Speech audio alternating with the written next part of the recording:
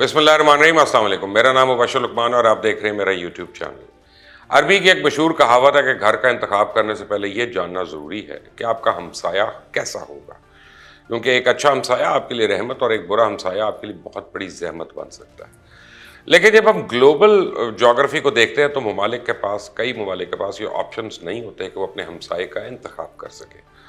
और यही वजह है कि इस वक्त दुनिया में कई ऐसे तनाज़े हैं जो कि मुख्तलिफ हमसायों के दरमियान है, जिनमें एक मिसाल पाकिस्तान और इंडिया की है। इसके अलावा फ़लस्तीन और Israel, south Korea, north Korea. ऐसे में सिर्फ एक ही रास्ता होता है कि आपको हर हाल उनके साथ रहना है, जिसकी वजह कभी इन हमसायों के दरमियान शदीद लड़ाई का माहौल होता है, कभी अपने मफादात के लिए एक दूसरे की जानिब सुलह का हाथ बढ़ाने की भी कोशिश करते हैं ताकि मामलात किसी न किसी तरह चलते ही रहें। ऐसा ही कुछ मामला सऊदी अरेबिया और ईरान के दरमियान भी है। वो सऊदी अरेबिया और ईरान जो है डायरेक्ट हमसाये तो नहीं है, लेकिन बड़े नज़दीक हैं और कई दहाइयों तक ये दोनों ममालिक आपस में लड़ते रहे। लेकिन अब इन लड़ाइयों को छोड़कर एक दूसरे की जानिब दोस्ती का हाथ बढ़ा रहे हैं। पिछले कुछ अरसे में सफारती सतह पर कई ऐसी मुलाकातें हुई जो कभी कुछ सोच भी नहीं सकता था। चंद महीने पहले 3 ईरानी सफारतकार इस्लामी ताउन तंजीम में जिम्मेदारी संभालने सऊदी अरेबिया भी गए। इसके अलावा दोनों ममालिक के दरमियान मुज़ाकरात के भी कई दौर मुकम्मल हो चुके हैं। तेहरान वजारत खारजा के तर्जुमान सईद खतीबजादा ने अपने एक हालिया बयान में कहा कि मुस्लिम दुनिया और खित्ते के 2 अहम ममालिक सऊदी अरेबिया और ईरान इलाकाई अमन, इस्तेहकाम और तरक्की की खातिर तामीरी मुज़ाकरात का सिलसिला शुरू कर सकते हैं। इसी तनाजुर में सऊदी वज़ीर खारजा शहज़ादा फैसल बिन फरहान का यह बयान सामने आया कि जिसमें उन्होंने कहा कि इनका मुल्क यानी सऊदी अरेबिया सदर रईसी की इंतज़ामिया काविशों को ज़मीनी हक़ाइक़ में तब्दील होता देखना चाहता है। ऐसा क्यों हो रहा है? अब इन दोनों ममालिक को ये ज़रूरत क्यों महसूस हुई कि ताल्लुकात को बेहतर किया जाए? माजी में ये क्यों आपस में लड़ते रहे? क्या इनकी लड़ाई मजहबी थी, सियासी थी या दोनों फैक्टर्स मिलाकर थी? आज इस वीडियो में मैं यही डिस्कस करूँगा। लेकिन आपने अगर अभी तक इस चैनल को सब्सक्राइब नहीं किया तो प्लीज़ कर लें, बेल आइकॉन को प्रेस कर लें ताकि आने वाली तमाम वीडियोस के नोटिफिकेशंस आपको टाइम पे मिलें। सऊदी अरेबिया और ईरान के दरमियान ज़ाहिरी इख्तलाफात तो इनके मुख्तलिफ मसालिक की वजह से, फ़िरक़ों की वजह से। सऊदी अरेबिया का ताल्लुक खालिद सुन्नी अहले वहाब फ़िरक़े से, जबकि ईरान का ताल्लुक अहले तशी। लेकिन यह भी सच है कि ममालिक अपने ताल्लुकात सिर्फ फ़िरक़ों की बुनियाद पर तो नहीं बनाते और ना ही फ़िरक़ों की वजह से ताल्लुकात ख़राब करते हैं। आलम इस्लाम या दुनियाए अरब पर अगर आप एक नज़र डालें तो आपको नज़र आएगा कि सऊदी अरेबिया जो ईरान को एक शिया मुल्क कह के उसके साथ अपने इख्तलाफात की वजह पेश किया करता था, इसके सुन्नी ममालिक से भी शदीद इख्तलाफात हैं। तुर्की तो शिया मुल्क नहीं, लेकिन उसके साथ सऊदी अरेबिया के इख्तलाफात अपने उरूज पे थे। यमन शिया मुल्क नहीं, लेकिन सऊदी अरेबिया ने उस पर जंग मुसल्लत कर रखी है। दूसरी जानिब ईरान को अगर देखा जाए तो जहाँ सऊदी अरेबिया के साथ उसके इख्तलाफात रहे, वहीं तुर्की के साथ उसके अच्छे ताल्लुकात हैं। दोनों ममालिक के दरमियान तजारत में मुसलसल इजाफा हो रहा है। पैलेस्टीनियन तंजीमों के साथ ईरान के ताल्लुकात का मामला तो इस सतह तक पहुँच चुका है कि इसराइल के साथ जंग में भी फ़लस्तीनी तंजीमों को ईरान की मुकम्मल मदद हासिल रही।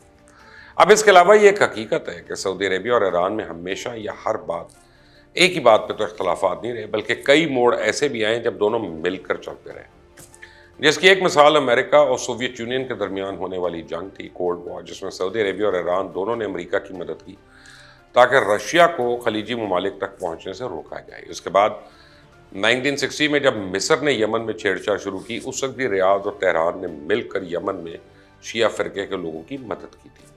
और इस वक्त तक ये दोनों ममालिक रीजनल सिक्योरिटी के लिए अमेरिका के ट्विन पिलर्स कहलाए जाते थे और इनके आपस में बहुत गहरे सियासी और सफारती ताल्लुकात थे। 1978 में जब ईरान में रज़ा शाह पहलवी की हुकूमत थी और सऊदी अरेबिया में किंग खालिद की हुकूमत थी, दोनों ममालिक के बेहतरीन ताल्लुकात थे। उनके दरमियान मुख्तलिफ मौक़ों पर मुलाकातें भी होती थी, यहाँ तक कि इन दोनों ने अपने अपने ममालिक को मॉडर्नाइज़ करने के लिए आपस में मिलकर कई प्रोग्राम्स शुरू किए हुए थे। लेकिन सिर्फ 1 साल के बाद सब कुछ बदल गया। 1979 ईरानी इनकलाब ने सर उठाया और अहले तशी लोग जो अक्सरियत में थे, उन्होंने आयतुल्लाह ख़मीनी के सरबराही में रज़ा शाह पहलवी की हुकूमत का तख्ता उलट दिया और ईरान जो कि एक सेकुलर और मॉडर्न मुल्क था उसको तब्दील करके रख दिया। और इसी साल 1979 में ही सऊदी अरेबिया में भी तब्दीली आई जब मक्का पे शिद्दत पसंदों ने हमला किया और सऊदी अरेबिया भी मॉडर्निज्म से वापस अपने ट्राइबल और बुनियाद परस्ती के सिस्टम की तरफ मुड़ गया। और यहाँ आप समझें ये बात यहाँ तक नहीं रुकी, बल्कि ईरान ने अपने फ़िरक़े के नज़रियात और सऊदी अरेबिया ने अपने नज़रियात को अपने बॉर्डर से बाहर दूसरे ममालिक तक फैलाना और इस पर असरअंदाज होना भी शुरू कर दिया।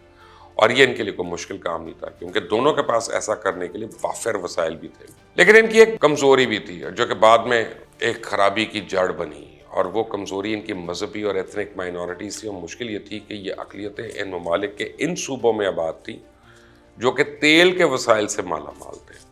سعودی عربیہ کے مشرقی صوبے میں شیعہ فرقے کے لوگ بڑی تعداد میں آباد تھے، اس طرح ایران کے صوبہ خوزستان میں سنی آبادی کی اکثریت تھی، اور اس صوبے میں ایران کے 80% تیل کے ذخائر موجود تھے۔ اب ایران کو خطرہ تھا کہیں اس کے سنی لوگ سعودی عربیہ سے تعلقات بڑھا کے ان کے ساتھ نہ مل جائیں اور ان کی حکومت کے لیے مشکلات نہ کھڑی کریں، اور سعودی عربیہ کو بھی کوئی اسی قسم کا ڈر تھا کہ ان کی شیعہ اقلیت ایران کے ساتھ مل کر حالات خراب کر سکتی ہے، اس لیے دونوں ممالک کے لوگوں نے ان اقلیتوں کو کنٹرول کرنا شروع کر دیا، دبانا شروع کر دیا تاکہ ان کے وسائل کو کوئی خطرہ نہ ہو، اور یہی بات فرقہ وارانہ تصادات کی وجہ بھی بنی، اور ان تصادات کو ختم کرنے یا ان کا کوئی حل نکالنے کی بجائے ان کو سیاسی مقاصد کے لیے ہوا دی جاتی رہی اور فائدہ اٹھایا جاتا رہا، اور آہستہ آہستہ یہ معاملہ یہاں تک پہنچ گیا کہ فرقہ وارانہ تصادات ان دونوں ممالک سے نکل کے آس پاس کے ممالک میں بھی پھیل گئے۔ پاکستان میں ہونے والی فرقہ پرستی اور اس کے فسادات اس کی ایک مثال ہے۔ دونوں فرقوں کے لوگوں کے درمیان جب حالات خراب ہوتے ہیں یہ ممالک اپنے اپنے فرقے کو سپورٹ کرتے ہیں، اور پھر یہ جغرافی سے ریسٹرکٹڈ نہیں رہتا، الجھتا ہے، اور 2011 میں ہونے والی عرب اسپرنگ نے سعودی عربیہ اور ایران کے درمیان جو اختلافات تھے ان کو مزید بڑھا دیا۔ دونوں نے اپنا اثر رسوخ بڑھانے کے لیے مختلف ممالک کی پش پناہی کی اور حالات بگڑتے چلے گئے۔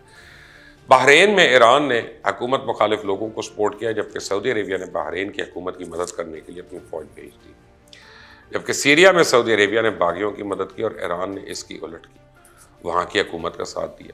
لیبنن میں ایران نے حزب اللہ کو سپورٹ کیا، سعودی عربیہ نے لیبنن کی حکومت کو سپورٹ کیا۔ ایسا یمن میں ایران نے حوثی باغیوں کو سپورٹ کیا، جبکہ سعودی عربیہ مخالف سائڈ پہ تھا۔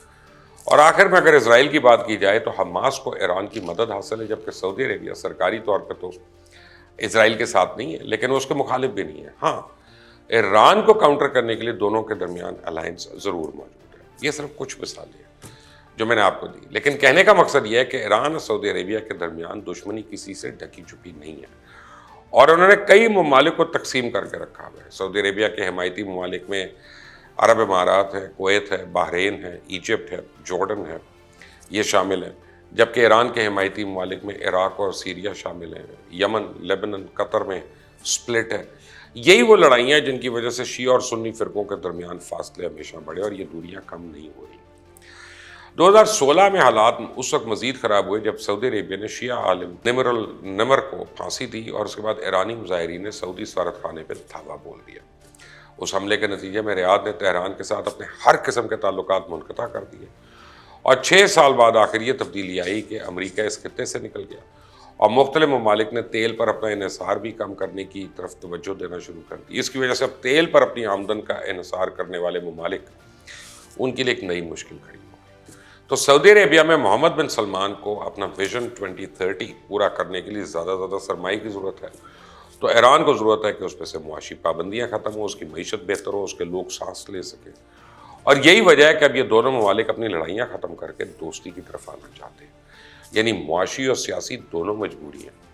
دونوں کو اپنی تجارت بڑھانی ہے، معیشت کو بہتر کرنا ہے، اس کے لیے یہ کوشش کی جا رہی ہے کہ اتنی پرانی دشمنی کو کسی طرح ختم کیا جا سکے۔ اللہ کرے کہ یہ دشمنیاں جو ہیں دوستی میں اور بھائی چارے میں تبدیل ہوں، اور مسلم امہ جو ہے وہ بھی ایک ہو کر رہے۔ اس چینل کو سبسکرائب کریے گا، بیل آئیکن کو پریس کریں۔ انٹل نیکسٹ ٹائم، اللہ حافظ۔